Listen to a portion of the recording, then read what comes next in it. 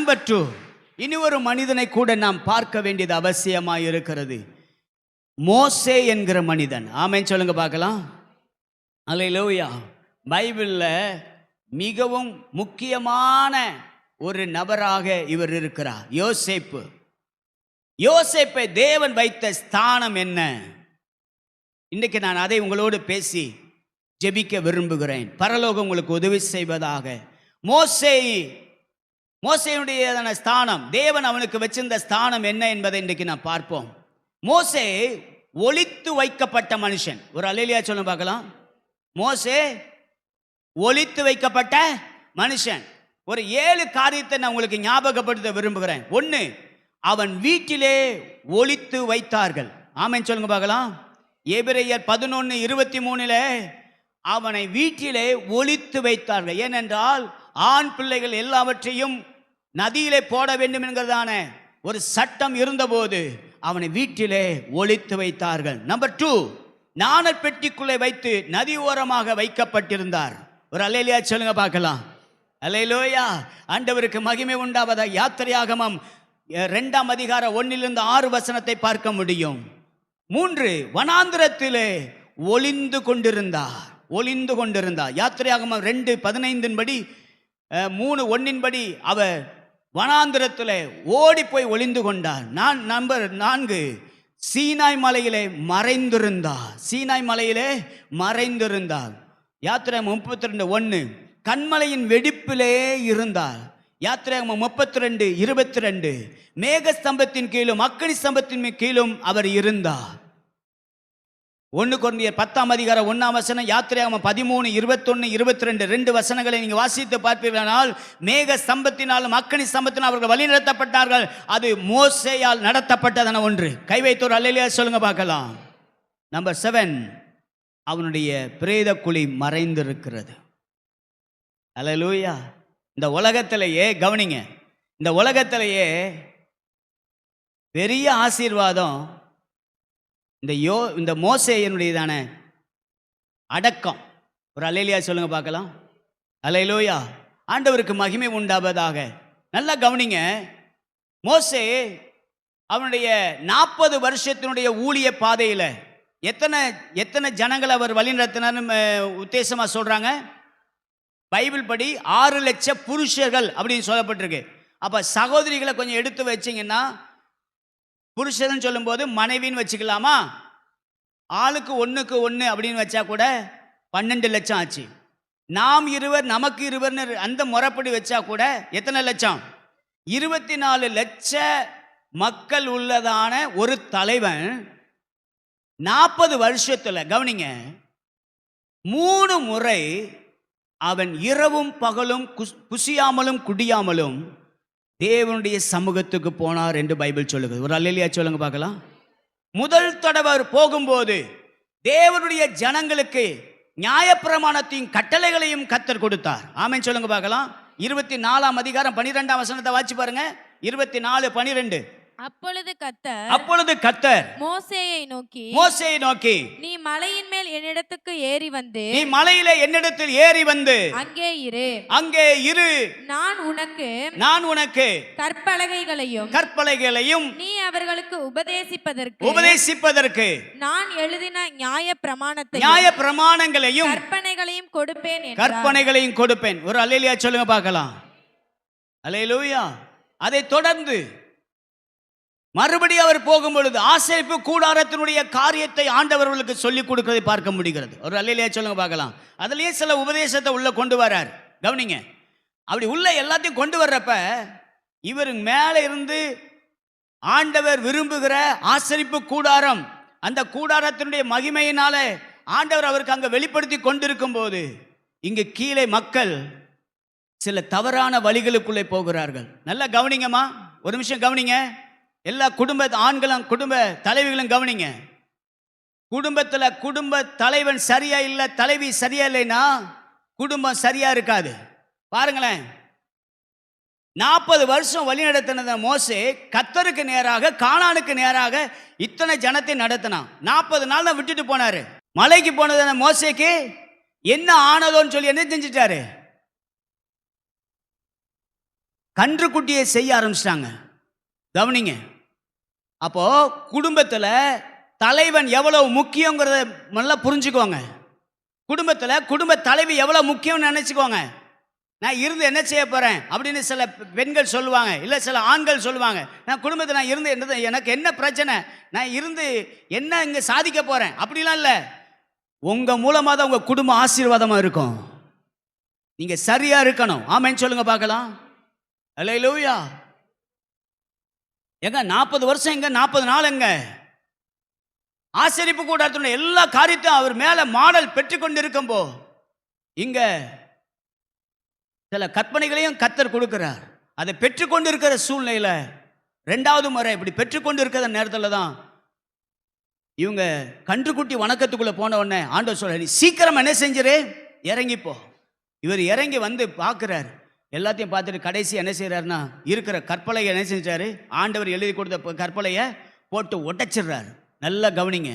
போட்டு உடைச்சி அதுக்கு பிறகு நீங்க 34:1 நீங்க வீட்டில் போய் வாட்சி பார்த்தீங்கன்னா ஆண்டவர் சொல்றாரு, நீ உடைச்சி போட்டில அதே மாதிரி ஒரு கற்பலை என்ன செய்ய, நீ ரெடி பண்ணி கொண்டு வா, நான் அதை என்ன செய்கிறேன், எழுதுறேன்னு சொல்றாரு. கை வைத்து ஒரு அல்லேலூயா சொல்லுங்க பார்க்கலாம். 3 முறை. இன்னைக்கு நம்ம எல்லாம் என்ன நினைக்கிறோம், ஃபாஸ்டிங் ப்ரேயர் எதுக்கு வரோம், பிரச்சனை, போராட்டம், கலக்கம், கண்ணீர், இல்லைன்னா ஏதாவது ஒரு பிரச்சனைன்னு சொன்னால் தானே சபையில் இன்னைக்கு ஃபாஸ்டிங் ப்ரேயர். ஃபாஸ்டிங் ப்ரேயர்னு ஒன்று சர்ச்சில் ஒரு சனிக்கிழமை வச்சுருக்கோமே, அதுக்கு எங்கே வந்தீங்க? இன்னைக்கு சபையில் ஃபாஸ்டிங் ப்ரேயருக்கு ஆள் இல்லை, ஆனால் வீடுகளில் இன்னைக்கு உபவாசம் பண்ணி ஜெபம் பண்ணணும்னா ஆர்வமாக இருக்காங்க. அல்லேலூயா சொல்லுவீங்களா? மோசே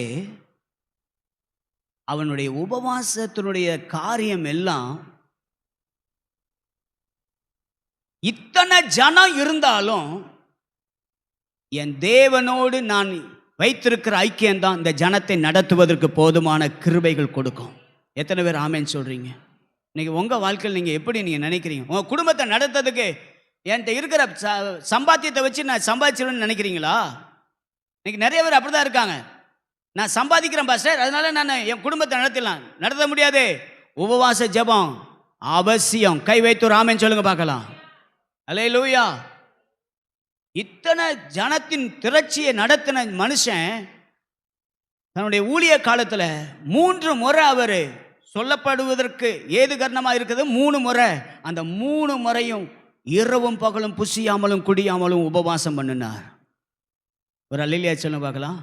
அப்படி ஊழியத்தை நிறைவேற்றின மனுஷனுடைய வாழ்க்கையில கவனிங்க, கர்த்தர் அவருக்கு வச்சிருந்த ஒரு ஸ்தானம் சொல்லுங்க பார்க்கலாம். வாசிங்க யாத்திரையாகமம் 33:21-22. பின்னும் கர்த்தர், யாத்திரையாகமம் 33:21-22. பின்னும் கர்த்தர், இதோ இதோ என் அண்டையிலே ஒரு இடம் உண்டு. ஆண்டவர் சொல்றார் பாருங்க, என் அண்டையில் என்ன இருக்கு, ஒரு இடம் உண்டு.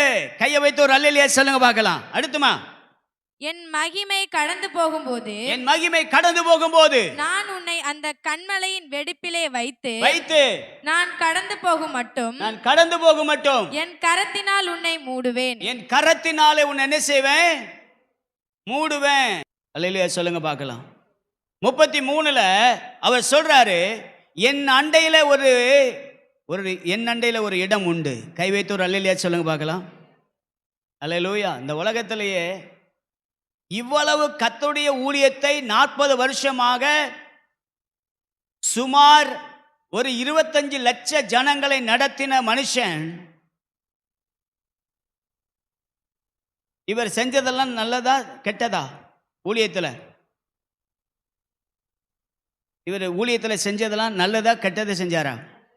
நல்லதான் செஞ்சார். ஆனா இவருக்கு கிடைச்சதெல்லாம் என்னதான்? அவரை பத்தி என்ன பேசினாங்க? உம்மட்ட தான் கர்த்தர் பேசுவாரா, எங்கிட்டலாம் என்ன செய்ய மாட்டாரா, பேச மாட்டாரா? அடுத்து தண்ணி கிடைக்கலன்னா ஒன்று என்ன செஞ்சாங்க, வாக்குவாதம் பண்ணாங்க. சாப்பாடு கிடைக்கலனா முறுமுறுத்தாங்க, எதிர்த்து நின்னாங்க, கல்லெறிய புறப்பட்டாங்க. ஒரு அல்லேலூயா சொல்லுங்க பார்க்கலாம். ஆனா என் அண்டையில் உனக்கு நான் ஆயத்தம் பண்ணி ஒரு ஸ்தானம் உண்டு, அந்த இடத்துக்கு நீ வா என்று சொல்லி 34ஆம் அதிகாரம் வாசிங்கம்மா. உபாகமம் அதை மாத்திர வாசிக்க அன்போடு கேட்குறேன். உபாகமம் 34 4 5 6 7 வசனங்களை சீக்கிரமா வாசிங்க. அப்பொழுது கர்த்தர் அவனை நோக்கி, அப்பொழுது கர்த்தர் அவர்களை நோக்கி, நான் உங்கள் சந்ததிக்கு கொடுப்பேன் என்று ஆ, ஆபிரகாமுக்கும் ஈசாக்குக்கும் ம், யாக்கோபுக்கும் ஆணையிட்ட தேசம் இதுதான். ஆ, இதை உன் கண் காணும்படி செய்தேன். இதை உன் கண் காணும்படி செய்தேன். ஆனாலும் நீ அவ்விடத்துக்கு கடந்து போவதில்லை என்றார். நீ இவ்விடத்திற்கு என்ன செய்வதில்லை? கடந்து போவதில்லை என்றார். அடுத்து, அப்படியே கர்த்தரின் தாசனாகிய மோசே மோவாப் தேசமான ஆ, அவ்விடத்திலே கர்த்தருடைய வார்த்தையின்படியே மரித்தான். அவர் அவனை ஆ, மோவாப் தேசத்திலுள்ள ஆ, பெத்பேயோருக்கு எதிரான ஆ, பள்ளத்தாக்கிலே அடக்கம் பண்ணினார். இந்நாள் வரைக்கும் ஒருவனும் அவன் பிரேத குழியை அறியவில்லை. கையை வைத்து ஒரு அல்லேலூயா சொல்லுங்க பார்க்கலாம். கர்த்தர் ஒரு மனிதனுக்கு ஒரு ஸ்தானத்தை உண்டாக்குனார்னா அதை வேற யாருமே பார்க்க முடியாது, யாரும் கொடுக்கவும் முடியாது. கையை வைத்து ஒரு ஆமென் சத்தமா சொல்லுங்க பார்க்கலாம். மோசேக்கு கர்த்தர் ஒரு ஸ்தானத்தை வச்சிருந்தார். ஊழியக்காரன் தான். எல்லா சூழ்நிலையும் கர்த்தர் அவனை நடத்தி கொண்டு வந்தார். செங்கடல் வந்தபோது ஜனங்கள் முறுமுறுத்தார்கள். எகிப்திலே நாங்கள் இருந்திருக்கலாமே அப்படின்னு சொன்னாங்க. ஆனா முன்னாடி போகிறதுக்குத்தான் கர்த்தர் அழைத்தார ஒழிய ஒரு நாளும் எகிப்துக்கு திரும்புவதற்காக கர்த்தர் நம்மை அழைக்கவே இல்லை. கை வைத்து ஒரு ஆமீன் சத்தமா சொல்லுங்க பார்க்கலாம். அப்படி நடத்தின மனுஷனுக்கு கர்த்தர் அவனுக்கென்று ஏற்படுத்தின ஒரு ஸ்தானம்தான். வேற யாருமே உன்னுடைய மரணத்தை பார்க்க வேண்டாம், உன் மரணத்தை யாரும் அடக்கமும் பண்ண வேண்டாம், நானே என்ன செய்கிறேன், அதை அடக்கம் பண்ணுகிறேன். அவர் அடக்கம் பண்ணினார். எவ்வளோ ஒரு மகிமையானது பாருங்கள்.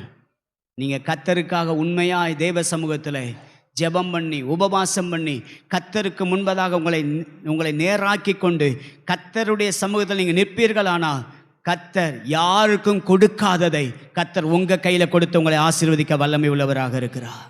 உங்களுக்குன்னு ஒரு ஸ்தானத்தை கர்த்தர் வைத்திருக்கிறார். ஆமென் சொல்லலாமா?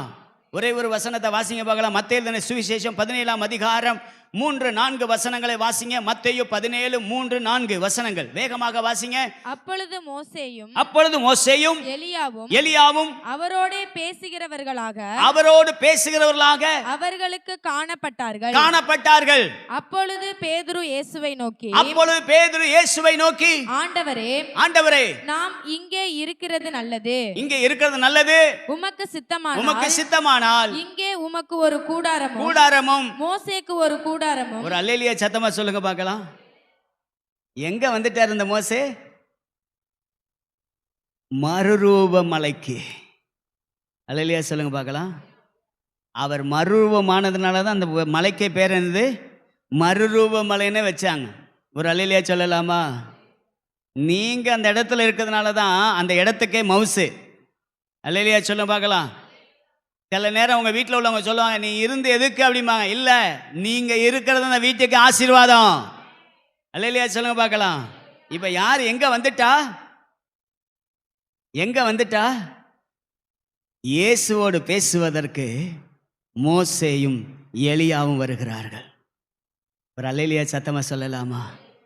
மறுரூபமாகிற அனுபவம் உங்கள் வாழ்க்கையில் கர்த்தருக்கு முன்பதாக நீங்கள் நிற்கும்போது கர்த்தர் உங்களுக்கு வச்சிருக்கிற ஸ்தானம் எப்படிப்பட்டது தெரியுமா? ஏதோ ஒரு இடத்துல பிறந்தோம், ஏதோ ஒரு நாள் சாக போகிறோம் இல்லை. கர்த்தர் வச்சிருக்கிற ஸ்தானத்தில் நீங்கள் நின்று கர்த்தருடைய நாமத்துக்கு மகிமை நீங்கள் வாழ்வீர்களானால் கர்த்தர் உங்களுக்குன்னு வச்சிருக்கிற ஸ்தானத்தில் வேற யாரும் அந்த இடத்துக்கு வரவே முடியாது. ஒரு அல்லேலூயா சத்தமாக சொல்லுங்க பார்க்கலாம். மூன்றாவது கர்த்தர் நமக்கு வச்சிருக்கிற ஸ்தானம் வாசிங்க. யாத்திராகமம் 23:20 வாசிங்கம்மா. வழியில் உன்னை காக்கிறதற்கும் நான் ஆயத்தம் பண்ணின ஸ்தானத்துக்கு உன்னை கொண்டு போய் சேர்க்கிறதற்கும் போதும். ஒரு அல்லேலூயா சொல்லுங்க பார்க்கலாம். இஸ்ரவேல் மக்களை கர்த்தர் சொல்லுகிறார், நான் ஆயத்தம் பண்ணின இடம். ஒரு ஆமென் சொல்லுங்க பார்க்கலாம். அல்லேலூயா. அந்த இடம் என்னது? கானான். எகிப்தில் இருந்து இஸ்ரவேல் மக்களை கானான் என்கிற இடத்திற்கு கர்த்தர் அவர்களை கூட்டிட்டு போகிறார். அந்த இடம் எப்படிப்பட்ட இடமா? பாலும் தேனும் ஓடுகிற இடம். அது இந்த பூமியில அப்படிப்பட்டதான ஒரு காரியத்தை கர்த்தர் செய்தார். ஆனால் நீங்களும் நானும் இந்த உலகத்தில் உள்ள கானான் அல்ல, பரம கானானுக்காக ஓடிக்கொண்டிருக்கிறோம். ஒரு அல்லேலூயா சத்தமா சொல்லுங்க பார்க்கலாம். அல்லேலூயா. பரம கானானுக்காக ஓடுகிறோம். ஒரு காலத்துல யாக்கோபுக்கு இந்த கானான்ல தான் இருந்தாரு. ஆதியாகமம் 37:1. ஆமென். ஆனா யாத்திரை 1:5 70 பேரா போனவங்க எகிப்துல அடிமைகளாக மாறிவிட்டார்கள். ஆனால் கர்த்தர் இந்த 400 வருஷம் 7 ஜாதிகளை கொண்டு கானானை பசுமையாய் மாற்றிவிட்டார். ஒரு அல்லேலூயா சொல்லுங்க பார்க்கலாம். 400 வருஷம் முடிந்த அன்றைய தினம், 430 வருஷம் முடிந்த அன்றைய தினமே இஸ்ரவேல் மக்கள் எகிப்திலிருந்து புறப்பட்டு கானானுக்கு வந்தார்கள். கை வைத்து ஒரு அல்லேலூயா சொல்லுங்க பார்க்கலாம். அல்லேலூயா. கானானுக்கு புறப்பட்டு 40 வருஷம் கர்த்தர் அவர்களுக்கு அந்த வனாந்திர பாதையை அனுமதித்தார். ஆனா இன்னைக்கு உங்களுக்கு எனக்கும் கர்த்தர் வச்சிருக்கிறதான இந்த உலகத்தில் உள்ள கானான் அல்ல, பரம கானானை கர்த்தர் வச்சிருக்கிறார். யோவானுக்கு எழுதின சுவிசேஷம் 14 அதிகாரம் 1, 2, 3 வசனங்களை வாசித்து பார்க்கும் பொழுது அங்கு சொல்லப்பட்டு வாசிங்க பார்க்கலாம். உங்கள் இருதயம் கலங்காதிருப்பதாக தேவனிடத்தில் விசுவாசமாயிருங்கள், என்னிடத்தில் விசுவாசமாயிருங்கள். என் பிதாவின் வீட்டில் அநேக வாசஸ்தலங்கள் உண்டு. அப்படி இல்லாதிருந்தால் அப்ப நமக்குன்னு கர்த்தர் வச்சிருக்கிறது அந்த புதிய ஏற்பாட்டு விசுவாசிகள் கர்த்தர் வச்சிருக்கிற ஆசீர்வாதம் என்ன? பரம கானான். கை வைத்து ஒரு அல்லேலூயா சொல்லுங்க பார்க்கலாம். அவர் சொல்றாரு, நான் போய் உங்களுக்காக ஒரு ஸ்தலத்தை ஆயத்தம் பண்ண போகிறேன். அல்லேலூயா. அந்த இயேசுடைய வருகைக்கு தான் இன்னைக்கு சபையாகிய நாம் காத்து கொண்டிருக்கிறோம். ஒரு அல்லேலூயா சொல்லுங்க பார்க்கலாம். நாமும் ஆயத்தப்பட வேண்டும், மற்றவர்களையும் ஆயத்தப்படுத்த வேண்டும். மறந்துடாதீங்க. நான் மாத்திரம் பரலோகத்துக்கு போகணும்னு நினைக்க வேண்டாம். ஒரு திரள் கூட்ட ஜனம் ரட்சிக்கப்படுவதற்கு வேற யாரையும் கர்த்தர் நம்பல, திருச்சபையை மாத்திரம் தான் கர்த்தர் நம்பி இருக்கிறா. எத்தனை பேர் ஆமென் சொல்ல முடியும்? ஒரு அல்லேலூயா சத்தமா சொல்ல முடியுமா? அந்த அந்த பரம கானான் எப்படிப்பட்ட இடமா? 2 கொரிந்தியர் புத்தகம் 5 அதிகாரம் 1வது வசனம் 2வது வசனத்தை வாசி பாருங்க வேகமா. பூமிக்குரிய கூடாரமாகிய நம்முடைய வீடு அழிந்து போனாலும் தேவனால் கட்டப்பட்ட கைவேலை அல்லாத, ஒரு அல்லேலூயா சத்தமா சொல்லுங்க பார்க்கலாம். தேவன் நமக்காக ஆயத்தம் பண்ணினதான ஸ்தலம் எப்படிப்பட்ட ஸ்தலம்? கைவேலை இல்லாத நித்திய வீடு. கையை வைத்து ஒரு அல்லேலூயா சத்தமா சொல்ல முடியுமா? ஆமென். அந்த வீடு எப்படிப்பட்ட வீடா? வாசி பாருங்க 4:17 வாசிங்கம்மா. அதே 2 கொரிந்தியர் 4:17. மேலும் காணப்படுகிறவைகளை அல்ல காணப்படாதவைகளை நோக்கமாய் இருக்கிற நமக்கு அதிசீக்கிரத்தில் நீங்கும் லேசான நம்முடைய உபத்திரவம். கையை வைத்து ஒரு அல்லேலூயா சொல்லுங்க பார்க்கலாம். இன்னைக்கு இந்த உலகத்தில் நம்ம படுகிறதான எல்லா பாடுகள் வேதனைகள் எல்லாம் இது லேசான உபத்திரவம் தான். அந்த மகிமைக்கு ஒப்பிடத்தக்கவைகள் அல்லவென்று வேதம் சொல்லுகிறது. ஆகவே அந்த பரம கானானுக்கு நேராக கர்த்தர் நமக்கென்று ஆயத்தப்படுத்தி வைத்திருக்கிறதான அந்த ஸ்தானத்துக்கு நேராக போவதற்கு கர்த்தர் நம்மை ஆசீர்வதிப்பாராக. ஒரு அல்லேலூயா சத்தமா சொல்லுங்க பார்க்கலாம். வெளிப்படுத்தின விசேஷம் 21 அதிகாரம் 27 வசனத்தை வாசி பாருங்க. அந்த பரம கானானுக்கு போவதற்கு அங்கு சொல்லப்பட்ட வார்த்தையை கவனிங்க. தீட்டுள்ளதும் அருவருப்பையும் பொய்யையும் நடப்பிக்கிறதுமாகிய ஒன்றும் அதில் பிரவேசிப்பதில்லை. ஆட்டுக்குட்டியானவரின் ஜீவ புத்தகத்தில் எழுதப்பட்டவர்கள் மாத்திரம் அதில் பிரவேசிப்பார்கள். ஒரு அல்லேலூயா சத்தமா சொல்லுங்க பார்க்கலாம். யாரு உள்ள போக முடியாதா? தீட்டுள்ளதும் அருவருப்பும். ஆமென். தீட்டுள்ளதும் அருவருப்பையும் பொய்யையும் நடப்பிக்கிறவர்கள் ஒன்றும் அதில் என்ன செய்வதில்லை? பிரவேசிப்பதில்லை. அப்ப நமக்குள்ள அந்த அருவருப்பு இருக்கக்கூடாது, அந்த பொய் இருக்கக்கூடாது. ஆமென். தீட்டானது ஒன்று நமக்குள்ள இருக்கக்கூடாது. அந்த பரலோகம் நம்மை ஏற்றுக்கொள்ள வேண்டுமானால் இந்த 3 காரியம் நமக்குள்ள இருக்கக்கூடாது. ஒரு அல்லேலூயா சத்தமா சொல்லுங்க பார்க்கலாம். ஒன்னு இயேசு கிறிஸ்துவின் வருகை, இல்லைன்னா நம்முடைய மரணம். இது எதுனாலும் முன்னாடி பின்னாடி வரலாம். ஆனா இந்த அருவருப்பு, அடுத்து பொய், அடுத்து தீட்டுள்ளது. இந்த தீட்டுள்ளது, அருவருப்பு, பொய், இந்த மூணும் நம்ம வாழ்க்கையில இல்லாதபடிக்கு கர்த்தர் நம்மை கிருபையா நடத்தணும். அப்படி இருந்தா தான் எங்க போக முடியுமா? கர்த்தர் நமக்கு ஆயத்தம் பண்ணி வைத்திருக்கிற ஸ்தானத்துக்கு போக முடியும். கை வைத்து ஒரு ஆமென் சத்தமா சொல்லுங்க பார்க்கலாம். இன்னைக்கு காலையில் இந்த இடத்துல வந்திருக்கிற நீங்க உங்களுக்குன்னு கர்த்தர் ஆயத்தப்படுத்தி வைத்திருக்கிற அந்த பரம கானானுக்கு போக உங்களுக்குள்ள என்ன காரியம் கர்த்தருக்கு பிரியமில்லாது இருந்தாலும் தூக்கி எறிஞ்சிருங்க. ஒரு அல்லேலூயா சொல்லலாமா? ஒரே ஒரு வசனத்தை வாசிச்சு பாருங்க. பிரசங்கியின் புத்தகம் 12ஆம் அதிகாரம் கடைசி வசனம். பிரசங்கி ஒவ்வொரு கிரியையும் அந்தரங்கமான ஒவ்வொரு காரியத்தையும் நன்மையானாலும் தீமையானாலும் தேவன் நியாயத்திலே கொண்டு வருவா. கையை வைத்து ஒரு அல்லேலூயா சொல்லலாமா? இன்னைக்கு காலையில கர்த்தர் உங்களோட பேசிக்கிட்டு இருக்கிறார். எதை கொண்டு வருவாரா? தீமையானாலும் நன்மையானாலும் எதுல கொண்டு வருவாரு? நியாயத்தில் கொண்டு வருவார். பிரதர், சிஸ்டர், கர்த்தருக்கு முன்பதாக உங்களுக்கு எனக்கு ஆயத்தம் பண்ணி வைத்திருக்கிறதான அந்த ஆசீர்வாதமான பரலோகத்துக்கு போவதற்கு தீட்டுள்ளதாய் காணப்படக்கூடாதபடிக்கு, தீட்டு எதுவும் காணப்படாதபடிக்கு, அடுத்து அருவருப்பு எதுவும் காணப்படாதபடிக்கு, பொய் எதுவும் காணப்படாதபடிக்கு கர்த்தர் நம்மை கிருபையாய் பாதுகாப்பாராக. ஆமென் சொல்லலாமா?